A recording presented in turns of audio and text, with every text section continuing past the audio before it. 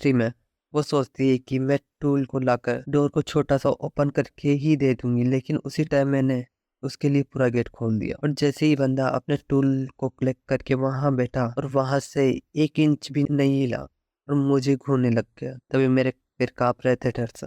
अब बंदे को वाइब्रेटर दिख जाता है और उसका फेस अब चेंज हो चुका था और वो उसके पास आकर बोलता है, मुझे लगता है ये चीज तुम्हारे अंदर थी जब मैं रिपेयर कर रहा था। तभी बंदी सोचती है कि इसने मेरे पीछे पड़ा वाइब्रेटर देख लिया। मैं इसको रखना भूल गई क्योंकि मैं अपने ही मजे में मस्त थी। मुझे पता है ये डेंजरस सिचुएशन है, लेकिन पता नहीं क्यों मेरा मूड और ज्यादा बन रहा है। अब मुझे अजीब सी फीलिंग आ रही है, जैसे जैसे ये बंदा मेरी ओर बढ़ रहा है मैं बेड की तरफ, और अचानक मैं बेड पे गिर जाती हूँ। मैं बंदे को देखती हूँ, ऐसा लग रहा था जैसे मैं किसी जानवर का शिकार बनी हूँ। उसके बड़े बड़े हाथों से उसने मेरे कपड़े खोल दिए और मेरी थाई नम सी हो गई उसकी ग्रिप से। दोनों की फिजिकल डिफरेंस होने से मैं हेल्पलेस हो गई। मैंने सोचा इस बंदे के सामने रेसिस्ट करने का कोई मतलब नहीं है और मैंने अपने आप अपने पैर खोल दिया उसके लिए।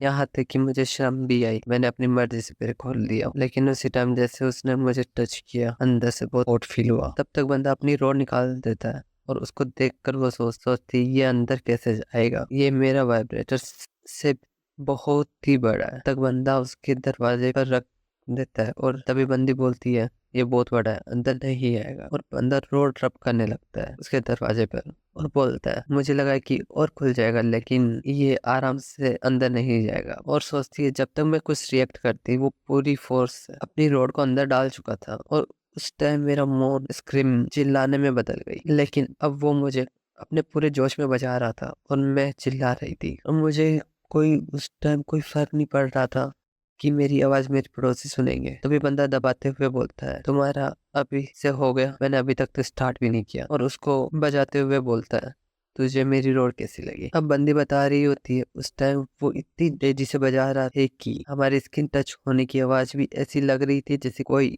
चाटा मार रहा हो, और साथ में मेरी आवाज। और तभी डोरबेल बजती है और सोचती है कि शायद पड़ोसी तो नहीं आ गए ना कंप्लेन करने आवाज की वजह से। लेकिन वो डिलीवरी मैन निकलता है। मैं यहाँ से उसको बोलने की ट्राई करने वाली थी कि तुम बाहर रख कर चले जाओ, लेकिन बंदे ने चांस नहीं दिया और रफ करने लग गया। और मैं एक बार और क्लाइमेक्स पे आ गई और मेरे कान के पास आकर पास आया। और तुम्हें पता है उसने क्या बोला मुझे? वो मुझे बोलता है कि कभी तुमने थ्रीसम किया है?